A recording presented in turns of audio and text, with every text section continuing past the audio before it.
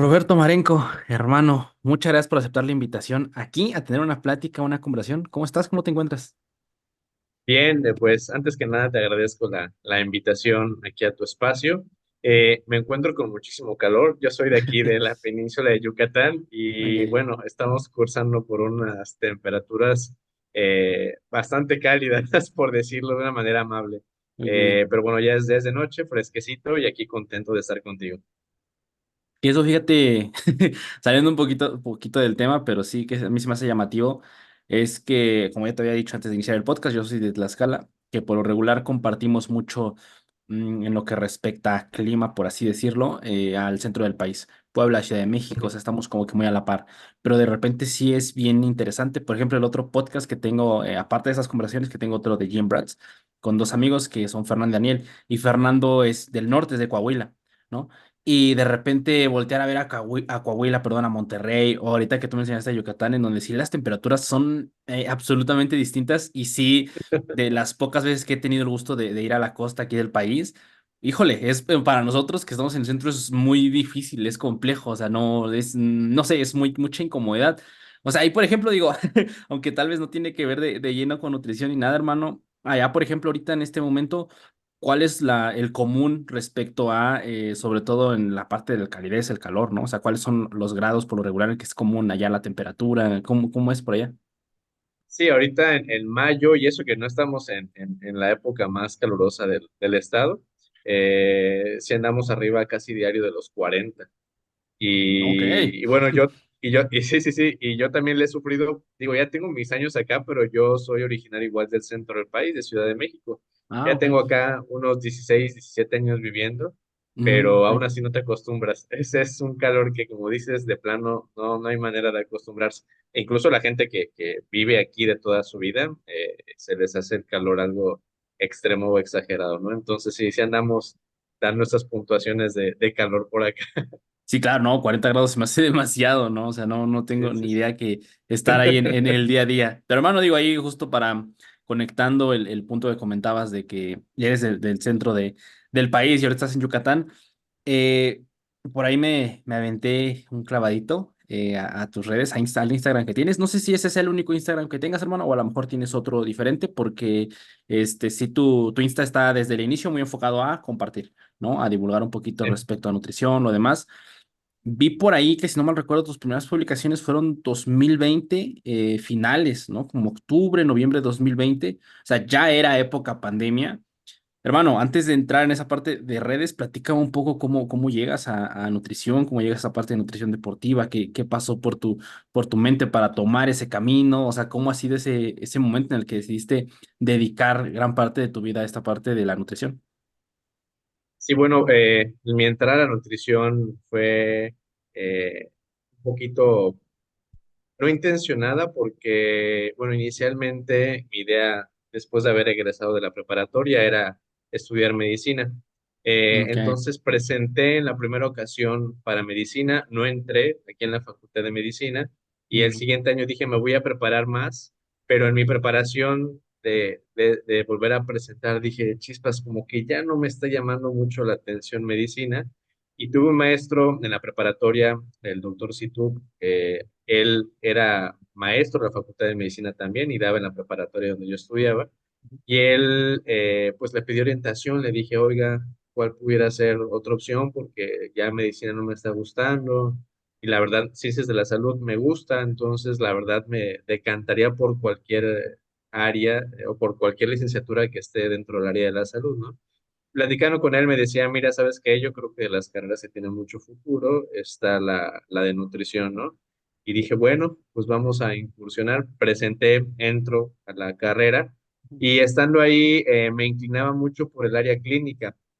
Me gustaba mucho el área clínica y a tal punto que mi servicio social, como creo que en la gran mayoría de las licenciaturas se escoge de acuerdo al promedio, pues me dio la posibilidad de escoger en un hospital aquí de la ciudad de Mérida, el Hospital Doctor Agustín Orán, y ahí estuve. Sin embargo, estuve ahí en, yo creo, sinceramente, el partir de aguas de mi formación porque no estuve en lo que habitualmente están muchos, que es como en piso, ¿no? ujú. Que es el servicio en el que normalmente se está.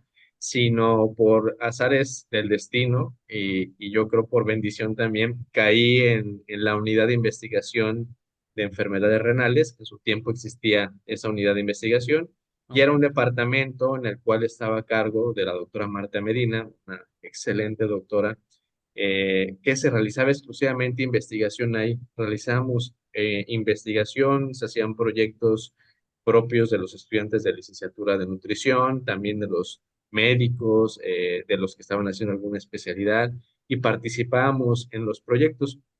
Entonces, ese fue mi primer contacto que tuve real con la investigación. Digo, anteriormente, como todos, en la licenciatura llevé alguna materia, pero ya ese contacto real que tuve con la investigación sucedió ahí y me gustó mucho.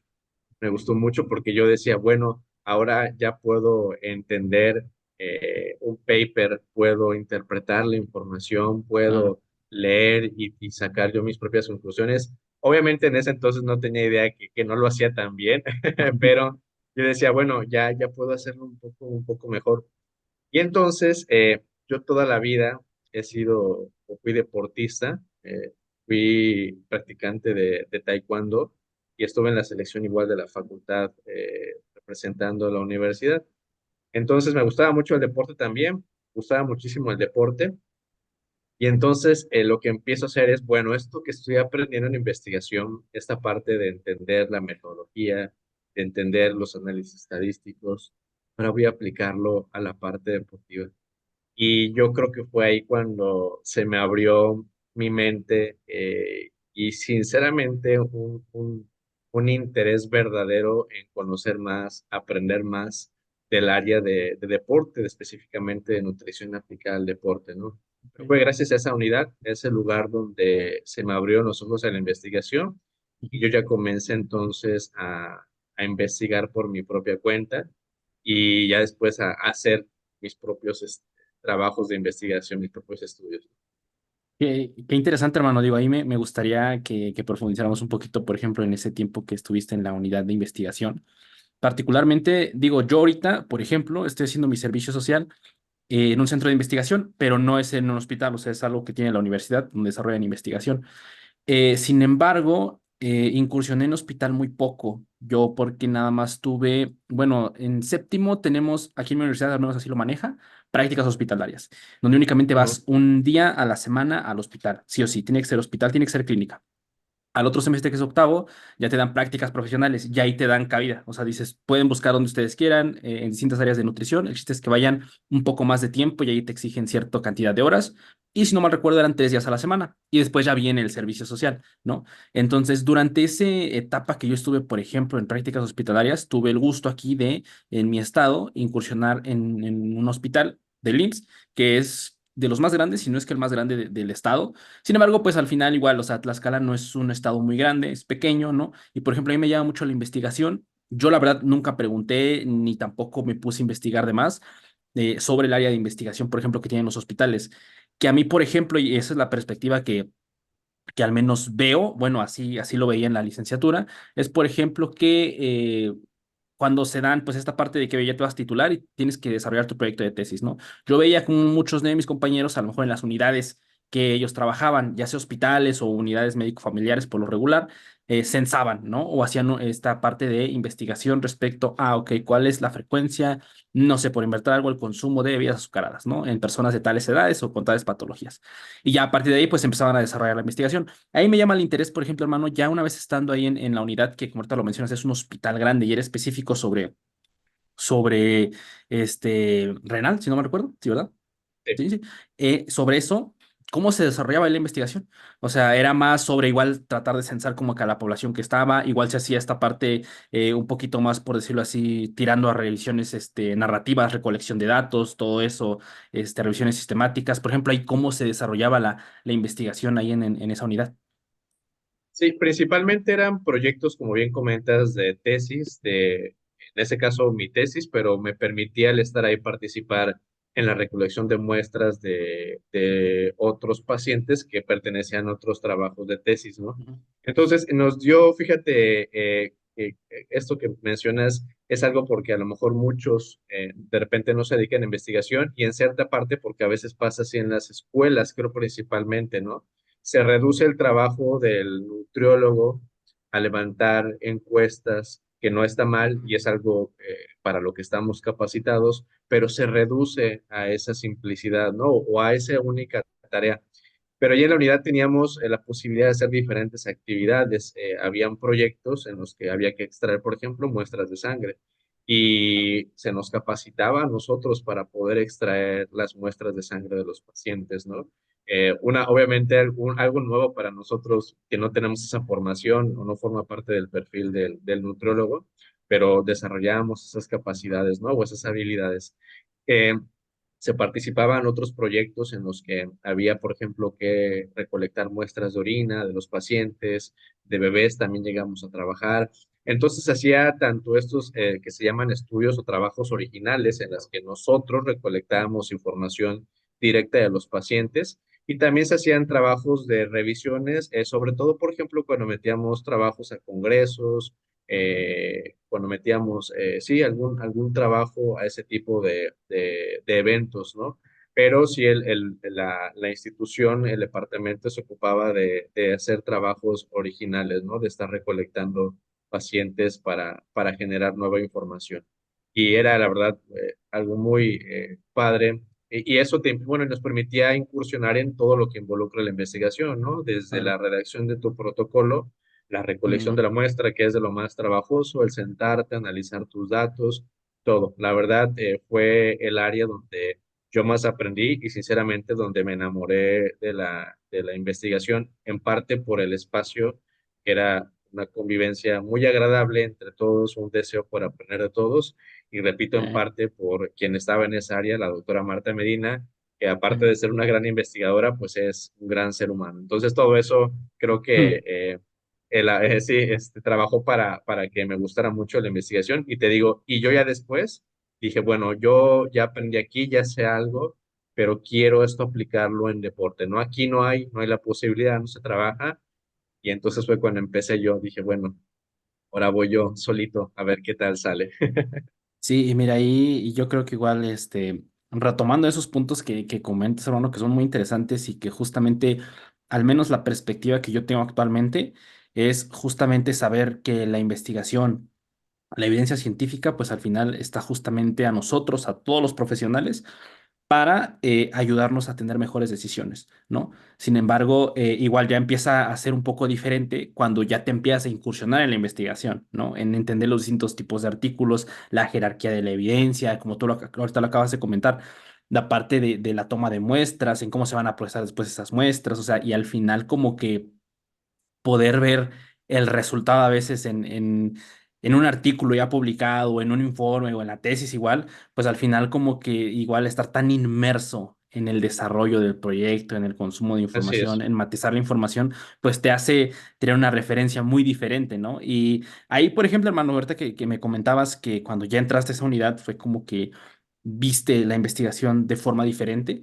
Platica un poquito, por decirlo así, tal vez, no un evento en específico, pero sí un conjunto de cosas que cuando te empezaste a aproximar a ellas dijiste, órale, no pensé que pudiera haber este lado de parte de la investigación, ¿no? O qué otra perspectiva igual te dio de la formación, porque digo, no sé tú, pero al menos en mi caso, sí, bueno, la formación al final de cuentas de la universidad muchas veces es justamente basándonos en un temario y fíjate, yo al principio de repente como que sí tenía un poquito esta banderita de no, pues es que hay que actualizarse y los profesores y lo demás, ¿no?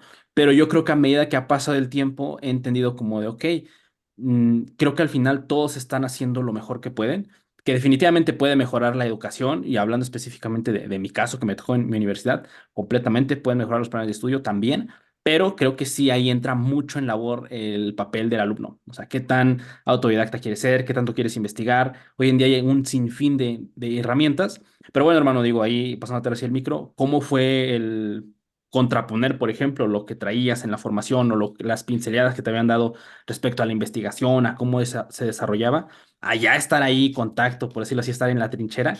¿Cómo fue para ti ese momento?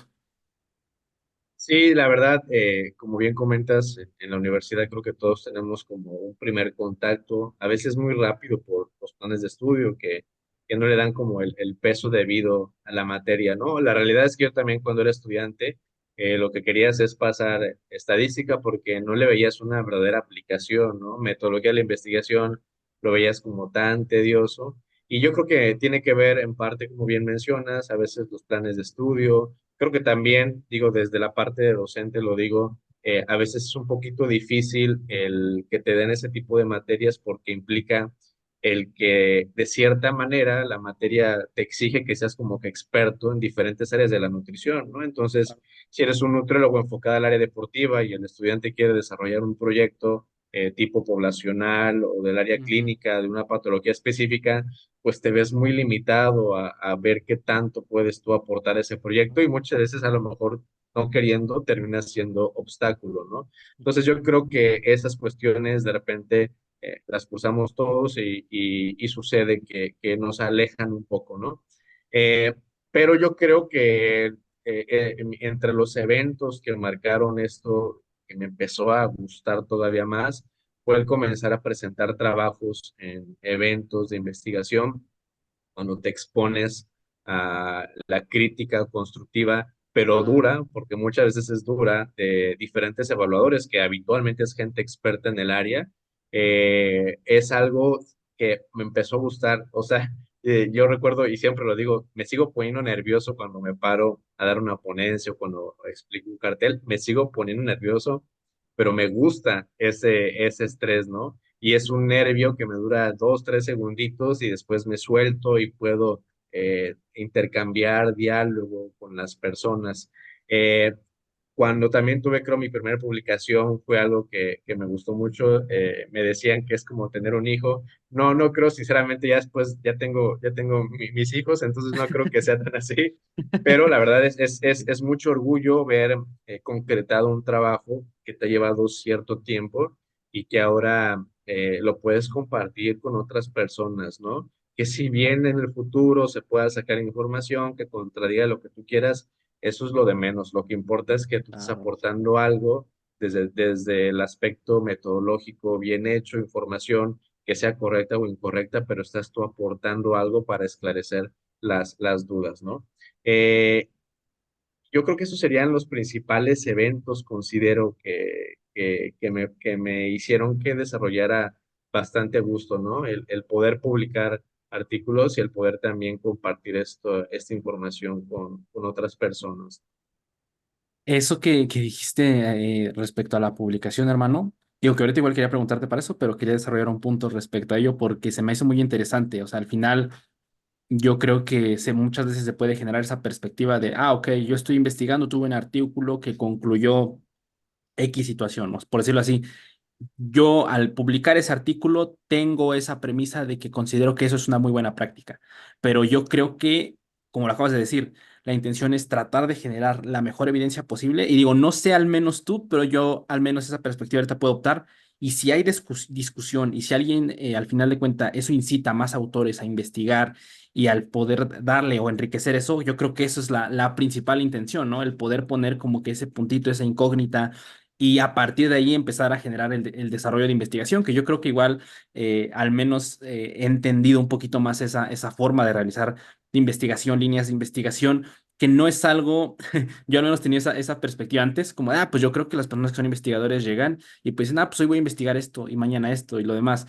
Cuando te das cuenta que es mucho más riguroso y complejo que eso, ¿no? Que hay líneas Sí, preestablecidas que al final yo lo puedo atar mucho en que no se trata de investigar un tema. Y ya vi que sí es eficiente tal práctica o no es eficiente y listo, ¿no? Sino como que la intención es seguir sobre esa línea y cada vez escarbarle más y llegar a ser más específico y más específico. Y eso toma años. Eso estamos de acuerdo que así es, no, una publicación ni siquiera el simple hecho de que un artículo te lo aprueben, o sea, para que sea divulgado es un buen tiempo, ¿no? Y aparte de la así realización de la es, investigación, todo eso, pues al final hablar ya en tema de años, me atrevería a decir décadas que se desarrolle esa línea, pues yo creo que igual como que te da esa tranquilidad, o al menos así lo puedo ver, digo, no sé si haya sido tu caso, hermano, de ver como que el conocimiento de una forma diferente, el saber que siempre va a haber cosas que investigar, que nunca puede llegar a un entendimiento total y que la intención justamente es como que ir dándote cuenta de cuáles son las cosas a las que debemos de prestar más intención, más atención, perdón, en la práctica Y también tú como investigador, ¿no? Hay cosas que a lo mejor cada vez son más específicas y te acercan, por decirlo así, un poquito más a la verdad sobre ese tema, pero la aplicación práctica, pues bueno, probablemente se mantiene bastante en respectivos rangos.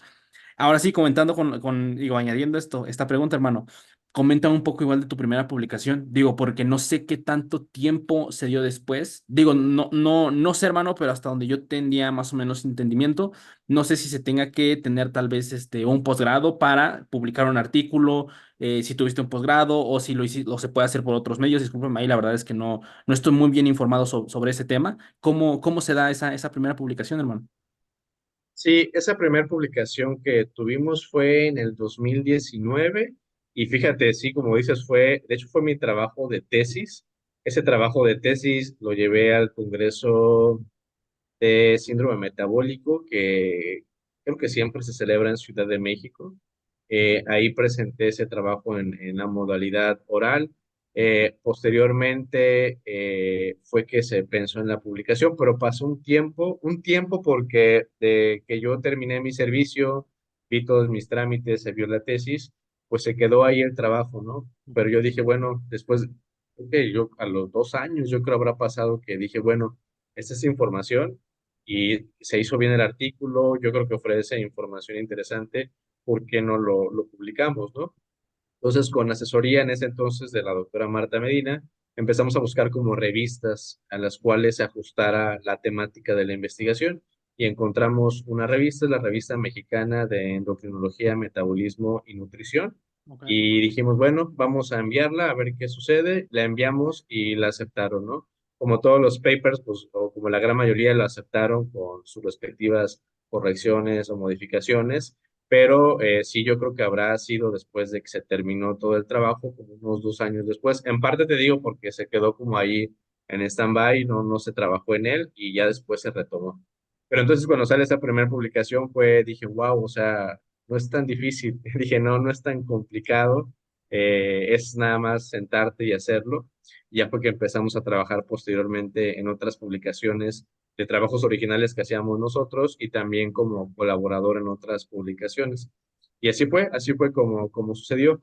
Para publicar no necesariamente necesitas tener un posgrado, de hecho no necesitas, puede ser que publiques siendo todavía estudiante, Ok. se puede hacer sin problemas, es cumplir con los criterios de calidad y los diferentes formatos o solicitudes que hacen las revistas para poder publicar, ¿no? Pero no puede ser incluso un estudiante que lo hagan. Obviamente será difícil si no tiene la destreza de la redacción y el ejercicio de el poder, eh, pues llenar de cierta manera el ojo de las revistas o cumplir con Claro. los formatos o criterios que solicitan, pero perfectamente lo puede hacer cualquier persona que esté estudiando sin problemas. Ok, hermano. Y ahí, cuando estaba pasando el 2019, me habías comentado que una vez que empezaste a ver esta parte de la investigación, la visualizaste, por así decirlo, en la área deportiva, ¿no? O sea, traerlo ¿Sí? al área deportiva. Platícame un poquito cómo fue pues sí, esa visualización, cómo empezaste a tener esos conocimientos, cómo los empezaste a aplicar en el área deportiva, cómo ahí nace esa, por decirlo así, esa visualización de saber que quieres concentrarte en nutrición deportiva, pero que ya tienes estas tablas, por decirlo así, de la rigurosidad de la investigación, ¿no? O sea, cómo bajas, cómo empiezas a trasladar esa parte al área deportiva. Sí, pues todo surge de que pues yo continuaba revisando. La verdad, yo creo que el primer año que fue que empecé a interpretar ¿Te está ya gustando la mejor. conversación que estás escuchando o también viendo? En ese caso, probablemente también te guste mucho el otro podcast que tengo con mis carnales Daniel y Fernando, Jim Rats Podcast, en donde hablamos de temas de nutrición y entrenamiento enfocado en la parte del culturismo. Te dejo links al podcast tanto para Spotify e YouTube en la descripción para que vayas y te des una vuelta. Saludos y Un sigue poco mejor disfrutando de... los artículos de investigación. Ujú. La verdad me despertó un interés muy grande por estar revisando y revisando artículos del área deportiva. Yo creo que me habré revisado me habré sí leído, revisado todos los artículos, los reviews de la ICCN. eh, Me la pasé muchísimo tiempo leyendo y revisando, ¿no? Yo decía, bueno, yo también quiero aportar algo, ¿no? Y entonces me topé con la primera complicación en esto de la investigación, que es el poder tener apoyo de la Claro. gente o de alguna institución, ¿no? ¿Por qué? Porque pues yo trabajaba, pero por mi cuenta, yo tenía mis respectivas consultas en ese entonces, pero en ese entonces todavía no pertenecía a alguna institución de educación dando clases o algo más, sino era yo con mis consultas, ¿no? Pero aún así yo tenía muchísimo interés. Entonces empecé a revisar y dije, bueno, ¿qué puedo hacer que sea algo accesible para mí, que no nos cueste muchísimo, pero que sea algo que pueda ofrecer información nueva? Eso también lo aprendí con la doctora Medina, que no se trata de descubrir la panacea, sino de aportar algo, como bien dices, que sea de utilidad para alguien. Y fíjate, nuestro primer trabajo que hicimos fue, comparamos un equipo que se llama School Chisel con un InBody 120 en atletas de combate, eran deportistas de taekwondo, deportistas de luchas asociadas, deportistas, ay, creo que igual de karate me parece. Entonces lo que hicimos fue comparar este equipo, que es un equipo que en ese entonces era relativamente nuevo, que no sé si lo conozcas, es como una especie de teléfono que tiene en la parte de atrás una especie de placas. Entonces utiliza lo que se llama miografía directa de contacto, que es una especie de bioimpedancia eléctrica, Ujú. y nos permitía evaluar el porcentaje de grasa corporal total y también segmentario. ¿Por qué? Porque ese equipo realizaba 12 mediciones del lado derecho y 12 mediciones del lado izquierdo. Era un equipo que anteriormente ya había una publicación en una revista europea donde encontraban que tenía buena correlación con lo que era DEXA, pero en esa publicación únicamente hicieron correlaciones y dijimos nosotros, no, nosotros no queremos saber la correlación, queremos saber el grado de concordancia que tiene con un equipo en body, en ese caso el 120, y Ujú. ver si es un equipo que da resultados similares, ¿no? Ese lo trabajamos, el Lean Body 120 lo conseguimos prestado, que eso te digo, ahí es de las buenas fortunas que hemos tenido, alguien nos los prestó y nos dedicamos a hacer la investigación. La trabajamos, recolectamos la información, nos sentamos a trabajar en los resultados y se publicó una revista, la revista digital de actividad física de la Universidad de Colombia. Ahí fue la que la pudimos publicar. Y así fue como han sucedido la mayoría de los proyectos. Decimos, queremos trabajar, ya identificamos esto, queremos, como bien decías ahora, trabajar algo diferente, pero sobre la misma línea. Ujú. Y entonces siempre hemos conseguido apoyo de gente que quiere colaborar con nosotros de una u otra manera. Y así ha sido como fue posible el poder trabajar las publicaciones con las que cuento y los trabajos en los que he participado. De esa manera de colaboración de gente que quiere participar de una u otra manera. Y fíjate, hermano, ahorita que comentaste y que, por decirlo así, me justificaste ahorita, por ejemplo, cómo usaste el Inbody, ¿no? Respecto a cómo, para evaluar la parte de la composición corporal en la investigación. Y a mí se me hace muy interesante porque muchas veces me pasa, digo, o sea, al final pongo mi propio ejemplo, cuando estás en la universidad y de repente te empiezan a comentar como que estos distintos campos, que al menos en mi universidad, si no mal recuerdo, la investigación la trataban como campo transversal, ¿no? Entonces era como un campo transversal, que es investigación y que, te lo vuelvo a repetir, muchas veces se ve como de, ah, pues seguramente es algo que está o visualmente se ve alejado de la práctica de nutrición, porque a lo mejor igual, o sea, nutrición está muy atado a nutrición clínica, ¿no? Está muy atado a estar en el hospital, en esta unidad médico familiar o incluso en, consultoría, perdón, propia, ¿no? Y que muchas veces como que, ah, investigación es algo muy, muy diferente. Y ahorita que mencionaste justo esta parte de justificar el uso del Inbody, ¿no? La parte de la bioimpedancia, el DEXA, ¿no? Que hay distintos métodos para evaluar la composición corporal. Es interesante porque te das cuenta, no sé si te haya pasado en algún punto, hermano, tú que estás más pues haciendo la investigación y empezando a desarrollar proyectos, en el que te das cuenta que debes de tener las tablas, debes tener conocimiento de bastantes temas para intentar a la hora específicamente de generar evidencia científica, el poder tratar de que haya los menos huecos argumentales y que al final también hay una justificación del por qué se están diciendo las cosas, porque al final... este tipo de publicaciones, pues no, no las van a revisar únicamente nutriólogos, ¿no? Entonces, al final son expertos en el área que tienen conocimiento en distintas áreas y que a lo mejor sí para nosotros nos puede hacer sentido, o tal vez es algo que hemos escuchado recurrentemente. Sin embargo, ya que lo ves en un área un poco más grande, ¿no? En un área de fisiología en general, como que pueden existir ciertos huecos dentro de ese tipo de información que a veces consumimos, ¿no? Y que de esta manera, te repito, no sé si lo hayas visto así, te retroalimenta demasiado. El estar haciendo investigación, el estar haciendo evidencia científica, te pone, por decirlo así, en esa obligación, entre comillas, de estar actualizado, de saber qué está pasando en los distintos temas en la actualidad, qué líneas de investigación difieren entre otras, justificar el uso de herramientas para evaluaciones de composición corporal, por ejemplo, ahorita. ¿Cómo es, o sea, tu experiencia? ¿Coincides con lo que te acabo de decir, hermano? ¿Cómo ha sido igual para ti esa parte de estar enriqueciéndote de distintos temas a la hora de generar la evidencia? Sí, fíjate, pasa efectivamente eso que tú comentas, ¿no? Y para ejemplo,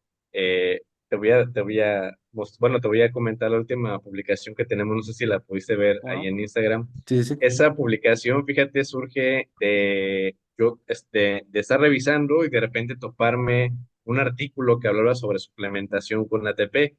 Y yo recuerdo, obviamente, como la gran mayoría decía, a ver, ¿cómo suplementación con ATP, no? O sea, es mentira, mercadotecnia. Leí la primera publicación y en el paper, era un paper, creo que era el del 2012 de Rashman y colaboradores, que, caray, están citando otros artículos anteriores a este, quiere decir que hay más.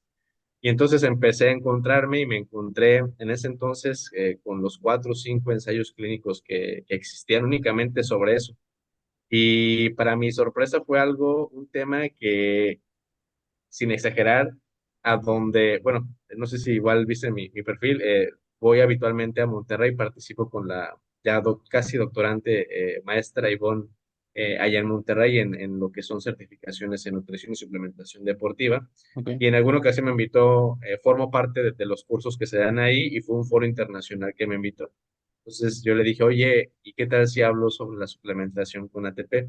Y ese mismo foro fue alguien que me imagino, no sé si lo conozcas, Ismael Galancho.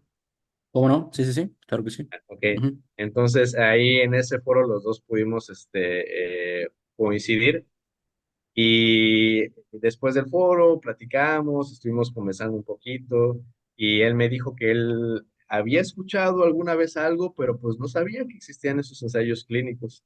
Entonces, en esa ocasión yo le dije, mira, sí, o sea, y los ensayos clínicos son bastante sólidos y muestran que parece una sustancia bastante prometedora, ¿no?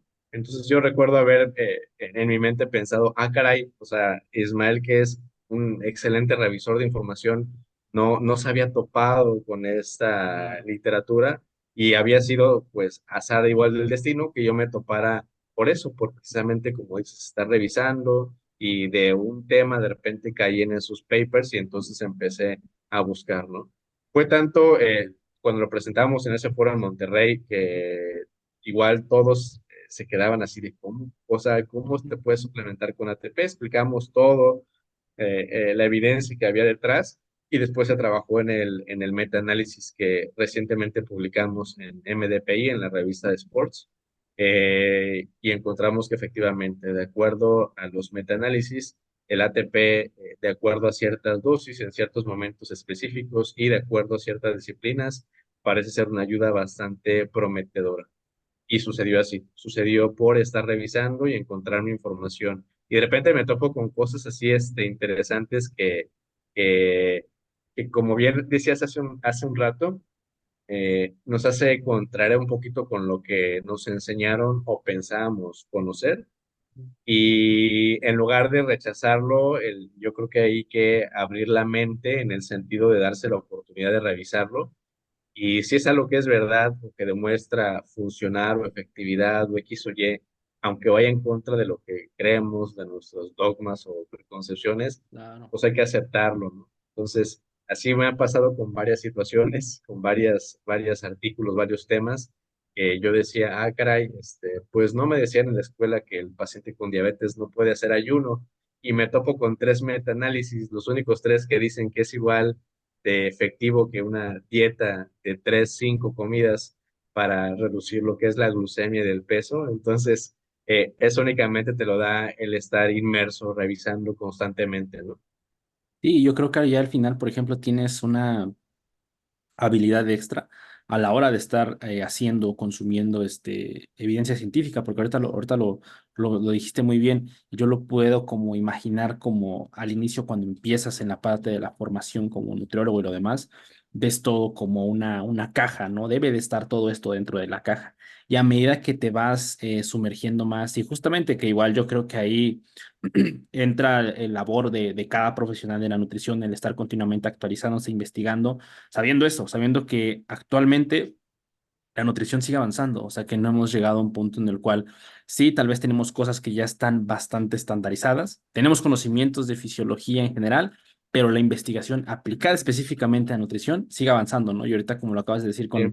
con los metaanálisis, con la evidencia que sale recientemente y que al final, al menos para mí, y empato completamente yo creo que las personas y tú mismo que empezaste a toparte con esta parte de la suplementación con ATP, que creo que fue la primera, el post que me apareció de tu perfil, hermano, y me super llamó la atención, suplementación con ATP, y aparte de eso era una revisión sistemática y metaanálisis, o sea, al Entonces, final era una evidencia con una jerarquía alta, entonces es como de, ok, esto está muy interesante, ¿no? Y ver justamente, digo, por aquí tengo mis notas, porque sí me aventé varias notitas del artículo que igual te quería preguntar.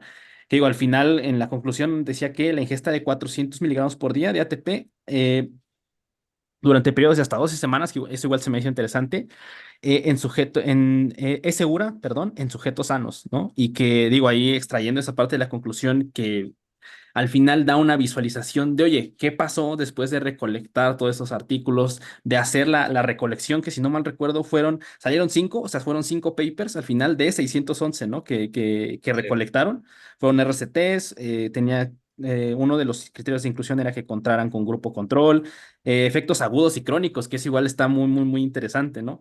Sujetos sanos en resistencia también, y también evaluaron artículos que evaluaran algunas variables que dieran el rendimiento, ¿no? Del entrenamiento. Entonces, esos eran algunos de los criterios de inclusión. Y ahí, por ejemplo, hermano, ahorita digo varios puntos que se vinieron ahí a la mente, pero ahorita especialmente el que me genera una gran duda es la parte justo de elaborar ya una evidencia científica, pues un poquito más de jerarquía y que al final de cuentas, la parte de los metaanálisis especialmente, pues tiene esta dificultad que al ser, como su nombre lo dice, un análisis de todos los artículos, un metaanálisis, pues la estadística igual juega ahí una labor muy importante, ¿no? Por ejemplo, en tu parte igual. ¿Cómo ha sido esa parte de estar educado, inmerso en la parte de la estadística, saber distintas mediciones, ¿no? Que a veces se me vienen a la mente, pero la verdad es que yo igual, esas a veces son de las limitantes que yo principalmente me encuentro cuando empiezo a consumir artículos, ¿no? Que es como de, ok, aquí tal vez te vas con la conclusión, pero al final ahí poner ojo en la metodología y decir, es que el valor fue de P menos o mayor esto, y ahí es como de, ok, se vuelve un poquito eh, difícil la jerga científica, ¿no? Ahí es cuando de repente nosotros mismos como profesionales es difícil consumir a veces o poder interpretar esa parte de la estadística. Ahí, por ejemplo, hermano, ¿cuáles fueron los principales, no sé si mencionarlos así como barreras, pero dificultades que te topaste a la hora de enfrentar la parte de la recolección? Y ok, ahora todo esto vamos a meter la estadística, vamos a sacar números respecto a ellos. Aquí igual, ¿cómo se hace todo ese proceso para la parte del metaanálisis? Sí, inicialmente, por ejemplo, nos topamos, yo ya había encontrado una revisión anterior de suplementación con ATP, pero únicamente es una revisión sistemática, no trabajaron el metaanálisis, se quedaron con la revisión sistemática, ¿no? De hecho, es una revisión, me parece, del 2019, 2020, y estaba enfocada a la parte de actividad física y la parte también de salud. Entonces yo dije, bueno, yo quiero evaluar de manera numérica o tener un resultado numérico que me diga si sí o si no funciona este suplemento, ¿no? Porque la revisión nos aporta muchos datos interesantes, pero podemos decir que se queda corto a veces en esa parte, en establecer conclusiones muy precisas. Entonces, una vez que se recolectaron los artículos, empecé a sentarme y cómo podíamos analizarlo. ¿Por qué? Porque los estudios hacían diferentes pruebas para evaluar el rendimiento y los mismos estudios no realizaban una sola prueba, realizaban varias pruebas. Entonces, después de sentarme bastante tiempo a estar revisando y ver todas las variables, dije, creo que una manera bastante práctica para el lector y de interés sería conocer en las variables anaerobias, que son las que principalmente se están evaluando, y agrupar los resultados de acuerdo a esas variables, ¿no? Entonces, fue ese el primer ejercicio que hicimos de separar la información de dichos artículos en función de la variable de rendimiento o de la prueba de rendimiento que estaban implementando para tratar de homogeneizar los resultados y posteriormente nos trabajamos el análisis, ¿no? En esa parte del análisis, eh, parte fue bastante tiempo que pues he tenido leyendo revisiones sistemáticas con metaanálisis, revisando artículos que te dicen cómo interpretar estas revisiones sistemáticas con metaanálisis, buscando en diferentes fuentes cómo realizar estas pruebas estadísticas y por supuesto también que es muy importante entender como las limitaciones que uno puede tener a veces por la formación y abrirse a participar con otras personas. Entonces yo lo que hice fue por mi propia cuenta correr los forest plot, los primeros forest plot o los metaanálisis por mi cuenta con el software de Readman, de Cochrane, que es totalmente gratuito. Ujú. Y posteriormente lo corroboré con un estadista, con el doctor Ok, Julio. Con él trabajé esa parte y le dije, mira, yo ya hice esto y lo hice así, así, así, así, así y no sé si yo creo que está bien, pero necesito el punto de vista de un experto, ¿no? Él lo revisó y me dijo, está excelente, está bien como lo hiciste. Y bueno, ahí es donde entra la parte del experto. Me dijo, adicionalmente vamos a trabajar con unas variables para ver quiénes están generando ruido en el análisis o generando efecto, que se conocen como variables dummy, y mándamelas. Y ya yo se las dije, bueno, eso sí ya es trabajo de él, ya hice bastante y no quiero arriesgar que los resultados vayan a salir sesgados, ¿no? Por una mala práctica en la estadística. Y esa parte se la dedicamos a él. Él hizo también, también yo los corrí, pero los corroboramos con los de él, los diagramas de embudo para el riesgo de publicación y lo trabajamos en eso. Pero creo que eso es importante, el entender de, bueno, yo puedo, pero también necesito de alguien que me ayude, ¿no? Este artículo participaron todos los autores que están ahí y todos los autores también aportaron en cuanto al análisis de la información, en cuanto a cómo organizar esa información, cómo construir las tablas de una manera entendible, sencilla. Ahí agradezco mucho al doctor Lugo que me ayudó en todo el paper. Él fue igual, de hecho él es el corresponding de este artículo, él ayudó mucho en esta parte de cómo trabajar tablas que sean sencillas, ¿no? Porque puedes tener una tabla, pero que sea más compleja que el mismo texto. Y con él trabajamos tablas que quedaran muy concisa la información necesaria. Con él trabajamos también la parte de la discusión, de el entender precisamente por qué estaban encontrando estos resultados, ¿no? Entonces, es eso, entender que esto es un trabajo de equipo y a veces puede ser un poquito difícil el encontrar gente que tenga el interés, pero si estás inmerso, si estás en esa área, terminas encontrando gente que también tiene el interés por hacer cosas de este tipo, ¿no? Y se van dando las cosas y es eso, trabajo en equipo transdisciplinario, porque, por ejemplo, de los autores tenemos al doctor Lugo, que él no es nutriólogo, él es doctor en, bueno, su área es de nanotecnología, pero él es ingeniero biomédico. La doctora Marta ok, Medina, que es nefrólogo pediatra. Tenemos a Ivonne, que ya sí es nutrióloga, pero tiene, o está haciendo su doctorado en la parte de actividad física. Entonces, todos somos como un bagaje de distintos profesionales, pero que nos gusta esta área o queremos trabajar en esa área también y participamos todo, ¿no? Y te sirve siempre tener esa diferente perspectiva, ¿no? Porque claro. como decías, ¿no? Me puede decir alguien, oye, ¿y esta sustancia? Bueno, sí mejora el rendimiento, pero pues, ¿es segura? O sea, ¿cómo sabemos que no estamos Claro. recomendando algo potencialmente dañino, ¿no? Entonces, todos esos puntos de vista de diferentes personas hace que se pueda realizar ese tipo de trabajos. Sí, y eso fue algo que me llamó mucho la atención, que yo creo que igual, al menos creo que sí genera relevancia, especialmente hablando de la suplementación con ATP, que te digo, al menos yo no la había escuchado para nada. El evaluar Sí, también, poner esta parte de la seguridad, creo que es sumamente relevante. Y si no me recuerdo, igual hace mucho énfasis esa parte del metaanálisis. Y ahorita regresando, por ejemplo, a esa parte que mencionas, hermano, que al final igual considero que esta unión, ¿no? Respecto, que me atrevería a decir, no sé asegurarlo, pero sí en la parte de investigación se ve más, en donde la intención es justamente generar evidencia desde el punto de las ciencias que nos rodean a los nutriólogos, a los médicos, a los enfermeros, fisiología, biología, que al final de cuentas eso es la ciencia que está predispuesta y ok, después es cómo se desarrolla esa ciencia, ciertas aplicaciones de esa ciencia hacia el área de nutrición.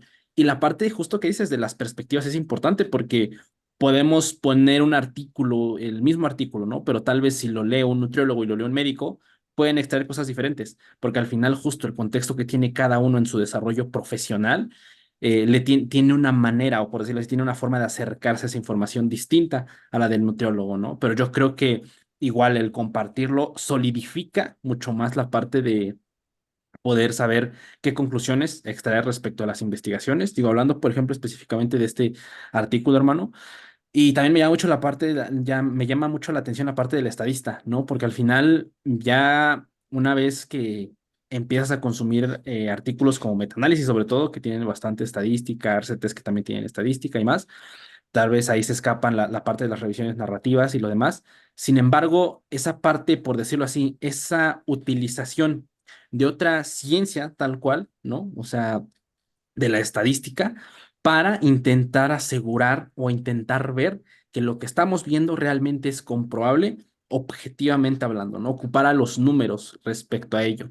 Y pues creo que está más, sobre todo en investigación de ciencias de la salud, que la gran mayoría, pues no tenemos esa solidez, esa formación como lo tienen un estadista, tal cual, ¿no? Pero al final igual, al menos a mí, si no me recuerdo ahí en mi carrera, te enseñan a usar distintos softwares, ¿no? Como para tratar de ver las diferencias que existen, ¿no? Y yo creo que son una ayuda gigantesca. Esos softwares al final, si no me recuerdo, son desarrollados justo para eso, ¿no? Para intentar aquellos que quieran únicamente ponme los datos y yo corro absolutamente todo, pero sí creo que el tener el punto de vista de un profesional te hace decir, ok, ¿sabes qué? Sí está bien. O que ahorita se me viene a la mente y lo comparo mucho con esta implementación últimamente que ha habido de la inteligencia artificial, ¿no? O sea, del AI. Bueno, especialmente de ChatGPT, ¿no? Porque alguna vez lo platicaba con una amiga que aprecio mucho y que ya sí está terminando igual su ingeniería. Y pues ella me ha dicho así como, pues es que el AI o la inteligencia artificial ha estado hace décadas, o sea, siempre ha existido, nada más que existió un boom muy grande por ChatGPT y que de repente en la práctica de todo universitario, ¿no? De repente tienes a alguien que le pones los datos y te empieza y te saca información.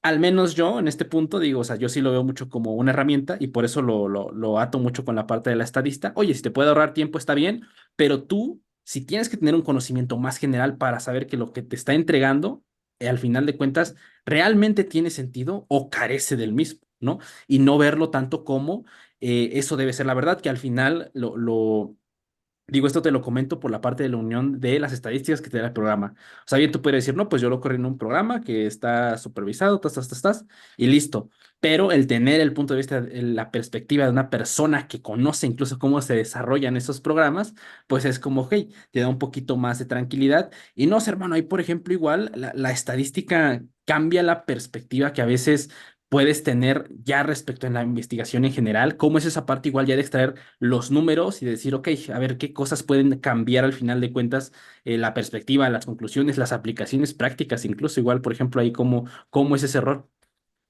Hago esta breve pausa para anunciar mis servicios de coaching online. Si estás interesado en llegar a tus objetivos de una manera más eficiente y más consciente, probablemente podamos trabajar muy bien juntos. Te dejo links a mi Instagram para que mandes mensaje directo y de esa manera yo te pueda dar más información. Que sigas disfrutando mucho de la conversación. Bueno, fíjate que a mí me ha pasado eh, de manera inicial, por yo creo mi introducción a la parte de investigación, sí era como muy amante de los números en el sentido de que cómo anhelaba esa P menor de 0,05. Ok. Pero fíjate que conforme a lo mejor que me hace falta muchísimo, pero pues, lo poquito más que he aprendido, me ha podido también ayudar a entender de repente un poquito esos aspectos, ¿no? En la universidad nos dicen, bueno, para que algo sea estadísticamente significativo, tiene que tener una P menor de 0,05. Pero luego cuando descubres que lo único que te está diciendo esa P menor de 0.05 es tu nivel de seguridad de rechazar la hipótesis nula o de no Ujú, cometer error tipo uno, dices, ok, o sea, nada más estoy yo diciendo que este resultado estoy un 95% seguro de que es verdadero y no es azaroso, pero hasta ahí. ¿Y a ujú, qué voy con esto? Que empezamos a hacer diferencia entre lo que es la diferencia estadística o la significancia estadística y la significancia clínica, porque me puede decir mi estadístico que el resultado es significativo y que esta pastilla o este tratamiento ayuda a bajar de peso, pero ¿de qué me sirve tener una P menor de 0.05 si el paciente pierde 200 gramos? Lo único que me está diciendo esa P es que estoy un 95% seguro de que efectivamente pierde los 200 gramos. No me está diciendo el grado de lo que está perdiendo, ¿no? Y entonces ahí entramos con otra parte que es la relevancia clínica. Es decir, esto que me da significativo es realmente relevante en la práctica clínica. Este suplemento que, repito, me da una P menor de 0.05, el tamaño del efecto que logra vale la pena, vale la pena invertir dinero, tiempo, esfuerzo en comprar dicha sustancia, en hacer tipo de intervención. Y yo les pongo este ejemplo, o te pongo este ejemplo que lo platico mucho con mis estudiantes. Últimamente ha surgido este boom del realizar, entre los muchos booms y prácticas en realizar ejercicio en estado de ayuno. Y yo siempre les pregunto a mis estudiantes, ¿creen que se oxida más grasa en estado de ayuno que en estado alimentado? Y les presento el único metaanálisis hasta donde yo tengo entendido que ha revisado esto. Y efectivamente encuentra que quienes entran en estado de ayuno durante la realización del ejercicio queman más grasa, oxidan más grasa. Y la P es menor de 0.05, es una P, si no mal recuerdo, menor de 0.001. Pero ujú. cuando nos vamos al tamaño del efecto, encontramos que aquellos sujetos que entrenaron una hora en estado de ayuno versus quienes entrenaron una hora en estado alimentado, perdieron 3.4 gramos más de grasa.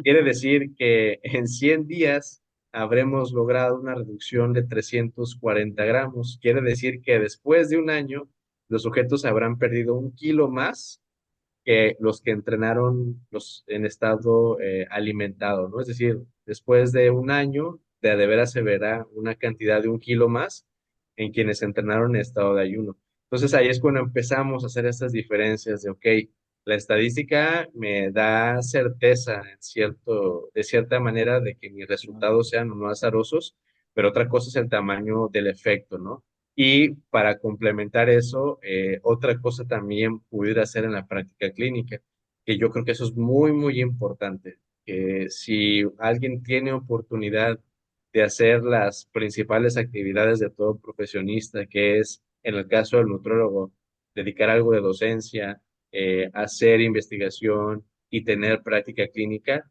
yo creo que te da muchísimas armas para conocer hasta qué punto son aplicables o no los resultados que se encuentran en los estudios. ¿Por qué?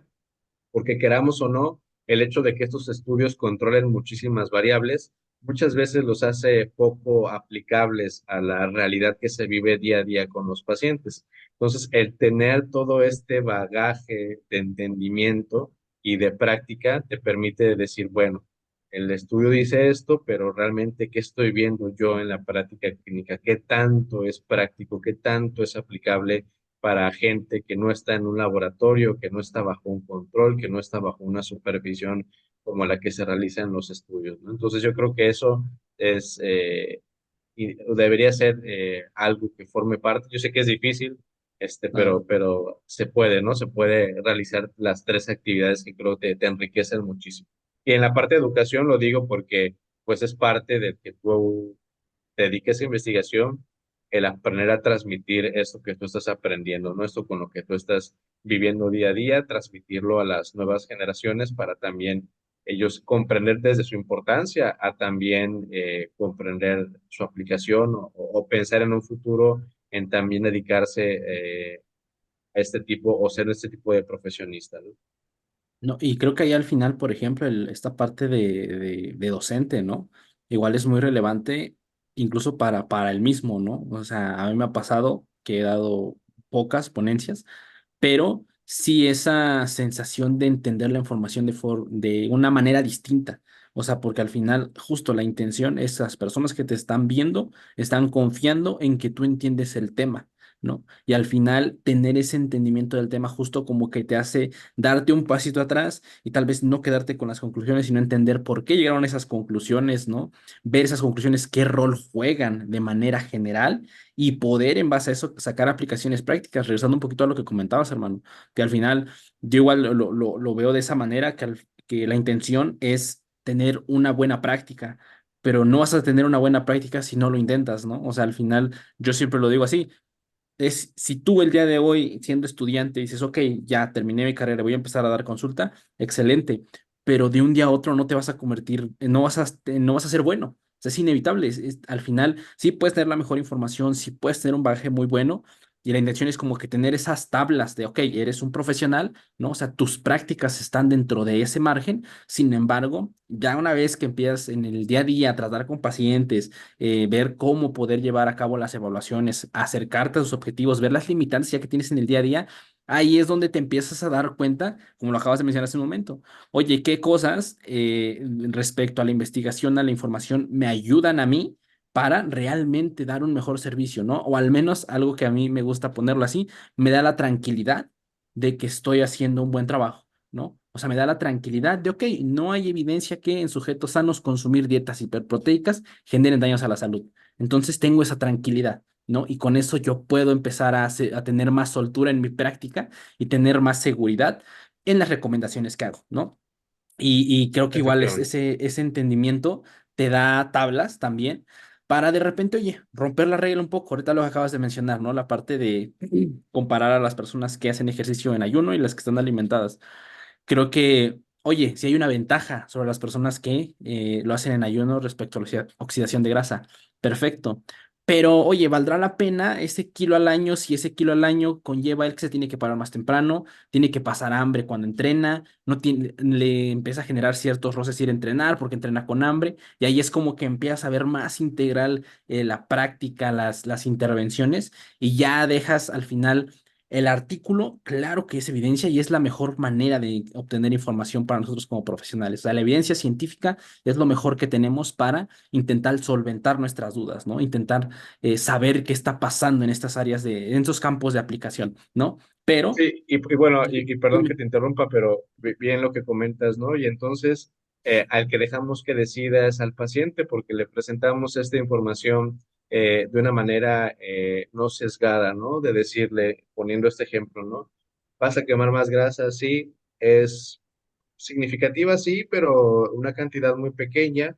Pero si te sientes tú también cómodo saliendo a entrenar así, adelante, puedes hacerlo, ¿no? O habrá que, como quien tú dices, que su objetivo es porque quiere perder más peso, bueno, explicándole, a lo mejor toma esa decisión de, pues bueno, eh, eso implica que yo tenga que levantarme más temprano o más tarde, que tenga que comer, preparar algo, ¿no?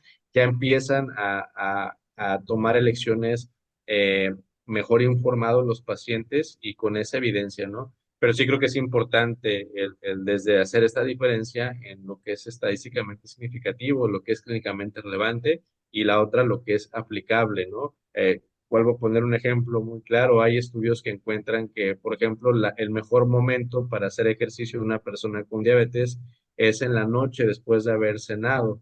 Pero seamos sinceros, ¿quién va a salir de su casa después de haber realizado sus alimentos a caminar o a hacer ejercicio, ¿no? Desde que es inseguro hasta que es poco práctico.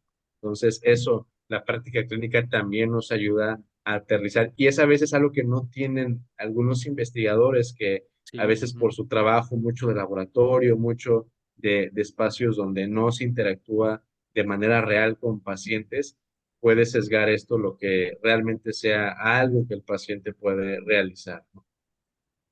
Eso último que dijiste, yo creo que igual es muy, muy importante porque justo al estar tanto en el día a día, ¿no? Por ejemplo, en laboratorios o lo demás, tomando muestras como que muy concentrados en la elaboración tal cual de la evidencia, que Claro que es una tarea titánica, una tarea compleja, una tarea demandante académicamente hablando, totalmente. Eh, Sin embargo, justo este enriquecimiento a la hora de saber eso qué va a qué, en qué punto va a llegar en la práctica, ¿no? ¿Qué queremos dar con el concepto de esto, ¿no? Que igual, yo siempre lo digo así, al final lo que hacen los investigadores es una tarea muy noble, porque al final es demasiado, o sea, respecto a elaborar algo, hablando específicamente de México, que al menos nosotros eh, no tenemos tal vez tanta industria como tienen otro tipo de países en la investigación, que de repente tienes que tener muchas limitantes acá, que la investigación para que se publique tiene que ser escrita no en nuestro idioma, tiene que ser escrita en inglés, las limitantes que tenemos respecto a la academia ahora en inglés, y aparte de eso, pues tener toda la situación de aprobar, de revisar, de corregir, y al final para que sí lo aprueben, se publique y al final tenga sus respectivas... lo mencionamos hacia el inicio, ¿no? Tal vez que provoque un poquito de discusión, que justamente se venga distintos panoramas, ¿no? Y digo, por eso es que yo lo ato como una tarea muy noble, porque al final es algo muy demandante de hacer y que aporta, eso es totalmente de acuerdo, aporta hacia esa línea, pero que al final es eso, o sea, es una línea, o sea, al final la investigación, una investigación puede abrir más investigaciones, ¿no? Pero no en una investigación se va a acabar toda la investigación. Entonces yo creo que el tener como que esa continuidad de decir, ok, esto es lo que yo puedo hacer durante este tiempo, listo. A partir de aquí, quien venga, quien siga, y seguir generando investigación, seguir generando evidencia y tratar de que avance el campo, ¿no? Yo creo que, al menos así como yo lo veo, es algo muy noble y también muy interesante y que al final Así no es. olvidar esa parte de que la intención es tratar de darle al profesional de día a día, ¿no? Mejores herramientas, ¿no? Un poquito más de investigación respecto a ello, que tenga más sólido lo que está implementando y que así igual lo veo, o sea, al mismo tiempo la práctica retroalimenta la investigación, porque hay investigadores que, oye, de la práctica, de dudas que tienen en la práctica, a partir de ahí generan investigación. Oye, ¿esto que estamos haciendo realmente será válido? Ok, ¿por qué no tratamos de generar evidencia respecto a ello, ¿no? Hermano, Roberto, ya no quiero quitarte mucho de tu tiempo, carnal. Ya para ir cerrando un poquito, eh, platica un poquito de tu inmersión ahora en redes, ¿no? O sea, ¿en qué momento dices, ok, empiezo a subir un poquito de contenido a redes? Vi que empezaste con como formatos tipo de infografías, como un poquito de información, después ocupaste este formato igual de Reels, pero platica un poco cómo es tu inmersión ahora ya en redes sociales, en qué punto las empiezas a utilizar más como medio de divulgación, qué rol juegan igual hoy en tu día a día, hermano. Sí, yo creo que efectivamente, como bien mencionabas, fue a partir de la pandemia. Estaba yo terminando la especialidad en docencia y seguía yo haciendo investigación en la parte de deporte. En algún momento formamos una agrupación con algunos profesionistas de aquí del estado que se llamaba SINAP, eran las siglas de Sociedad para la Investigación y Nutrición Aplicada al Deporte. Y ahí nos dedicábamos a ofertar cursos, a subir información, pero me daba cuenta, por ejemplo, que en intención de mostrar como lo más relevante o importante de la información, pues a veces a lo mejor se manejaba pues cierta lenguaje, o sea, sí, cierto lenguaje, ciertos términos que muchas personas no entendían, ¿no? Incluso gente de la misma área. Y entonces fue que pues me decidí abrir lo que es mi Instagram, con fines una de publicitarme a mí, pero también con empezar a compartir lo que era información, ¿no? Y entonces empecé como a compartir información o imágenes que tuvieran, como bien decías, infografías, pero que alguien si no tenía interés de leer todo lo que el artículo decía o toda la información que yo compartía, viendo esa primera imagen ya encontraba ahí algo valioso, ¿no? La cafeína mejora el rendimiento aerobio y se podía quedar con eso y ya alguien con el interés podía darle clic a lo que era la publicación y ver la información que se contenía.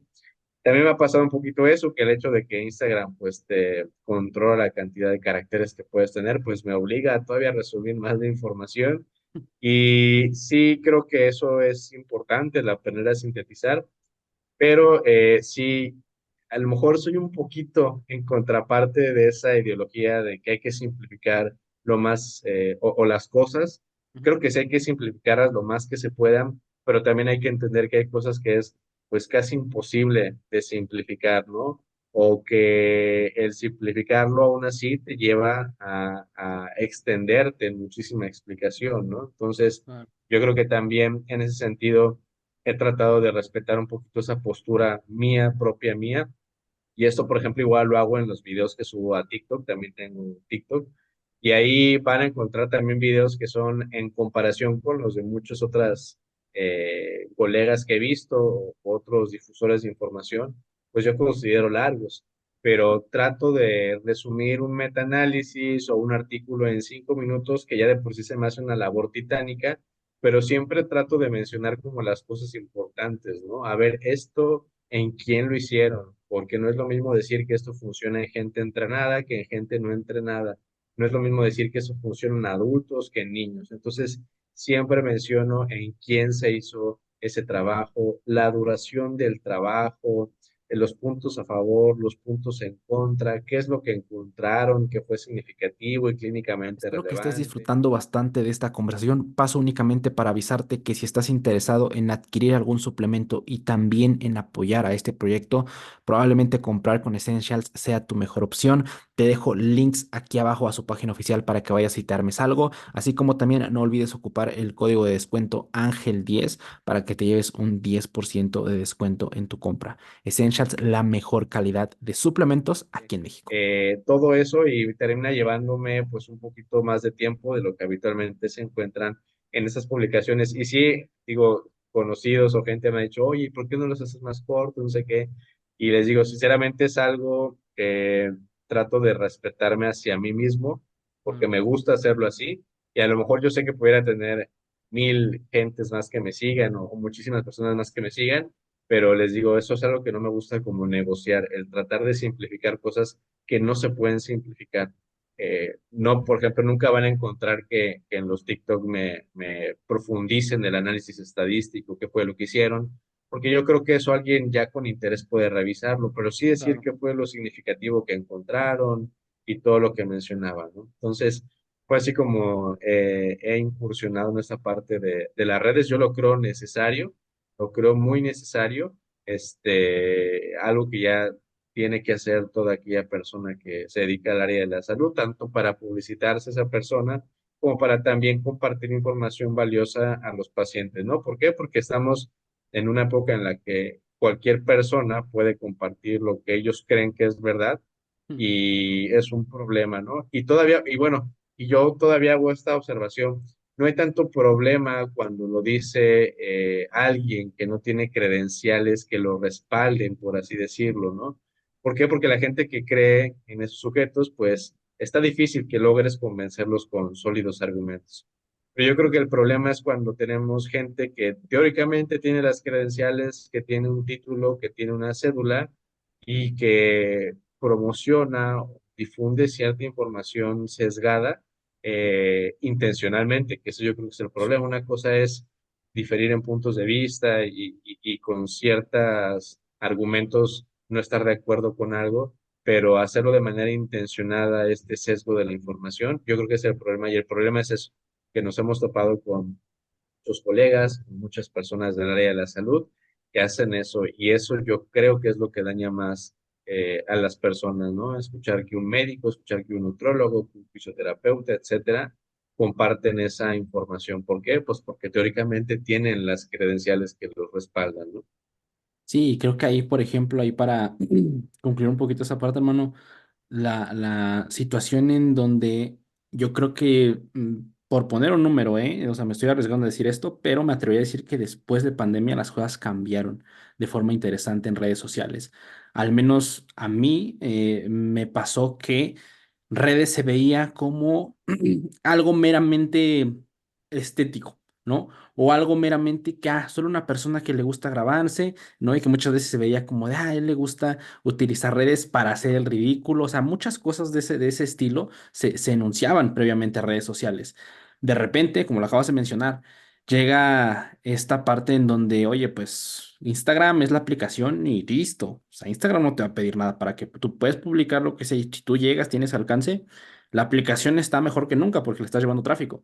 Entonces, creo que es nosotros como profesionales en la salud sí dejó de ser como una herramienta, tal vez sí para consumir información, sí para hacer contacto con más colegas, que está perfecto, pero yo creo que también ya empieza a tener este rol de intentar difundir, de intentar plantear la duda, de intentar demostrar que, oye, ciertas prácticas que de repente se pueden volver populares en redes sociales, ¿no? O que pueden tener mucho renombre, realmente pueden carecer de evidencia, ¿no? O sea, pueden no ser reales, a pesar de que puedan sonar lógicos.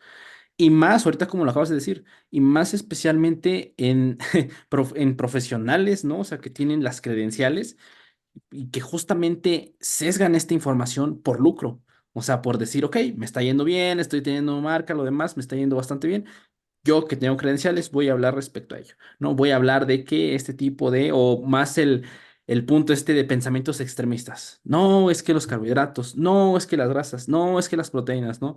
Que al final, obviamente, esa parte que yo siempre la comento en redes es mucho los valores de un ser humano. O sea, saca mucho a denotar quién eres tú como persona, porque, o sea, justo si de repente ves que sí puedes generar lucro, te puede empezar a ir muy bien, pero engañando a las personas, ahí al final, pues sí, redes, Instagram no te va a decir nada, creo, pero sí dentro de ti debe estar esa parte de decir, oye, yo sé que estos son mentiras, y a pesar de que son mentiras, me aprovecho de ellos. Yo creo que ahí va mucho va mucho de la mano de los valores de cada ser humano, de cada profesional. Y como lo dijiste, yo creo que igual ya darle esa perspectiva sí de herramienta para nosotros mismos, pero también de herramienta de difusión, ¿no? Que al final muchas veces me atrevo a decir que ni siquiera es crear contenido, o sea, con que compartas el contenido de a lo mejor personas que te gustan, que divulgan en redes y consideras que son valiosas, ya estás haciendo una labor interesante porque estás haciendo que eso que tú sabes que tiene una buena base, que tiene, que plantea dudas interesantes, el simple hecho de promocionarlo, el simple hecho de compartirlo ya hace que llegue más gente y a partir de ahí ya se empieza a generar esta parte de la divulgación, que al menos digo, ya llegué a ese punto en donde dije, pues eso nunca se va a ir, o sea, las personas charlatanes siempre van a estar, ahí van a existir y se van a Eso. quedar, pero entra en nuestra labor intentar en la mayor medida tratar de hacer un poquito contrabalanza, ¿no? Un poquito de, a ver, vamos a intentar hacerlo lo mejor que podamos en esa parte. Y bueno, ahí igual entra la cabida de cada profesional, pero sí, sí me gustó mucho eso que comentaste, hermano. Robert, pues sin más, carnal, ya para ahora sí cerrar la plática. Muchas gracias por venir aquí al episodio. No sé si quieras agregar, decir algo antes de terminar la conversación. Pues nada, de nuevamente te agradezco por la invitación. Creo que es una gran actividad muy interesante la que estás realizando. Sobre todo te aplaudo y te felicito porque todavía eres estudiante, por lo que pude ahí Sí, sí, ver un gracias. poquito tus redes y la verdad eso está muy, muy interesante que te avientes a esto aún estando en formación, que yo creo que va a sumarle todavía más a tu formación, ¿no? Y bueno, invitar a todos los que te escuchan, te oyen, que pues traten eso, ¿no? De tener una mente abierta en la búsqueda de la verdad. Aquel que intelectualmente o con un intelecto honesto busca la verdad, se le va a presentar de una u otra manera, ¿no? Pero hay que estar abierto a eso. Abierto no para aceptar cualquier idea, sino abierto para poder reflexionar en cualquier idea y van a ver que se van a sorprender, como bien decías, de las nuevas cosas que se han descubierto en el área de la nutrición. Listísimo. Pues con eso cerramos la conversación de esta semana. Roberto, nuevamente, muchísimas gracias, hermano. Fue un completo gusto, un completo honor conversar Gracias a ti. contigo. Y nada, muchas gracias igual a las personas que nos vieron y escucharon en YouTube y a los que únicamente nos escucharon en Spotify. Igual, muchísimas gracias. Tanto en la descripción de YouTube como de Spotify le dan ahí en ver más y van a estar las redes sociales de Roberto para que ahí se den una vuelta. Instagram principalmente, Roberto, o algo igual que quieras dejar a las personas donde te puedan encontrar. Sí, me encuentro igual en Facebook, de igual manera como Roberto, como nutrólogo Roberto Marenco, y en TikTok me encuentro igual como nutrólogo Roberto Marenco. Así me pueden encontrar. Listísimo. Y para ahí los que son un poquitín más frikis, igual Roberto tiene su ResearchGate, entonces ahí tiene sus publicaciones para que igual ahí, si se las quieren leer, ahí están. Entonces igual dejamos ahí su link. Sin más, ahí la dejamos y nos estamos viendo la siguiente semana. Muchas gracias.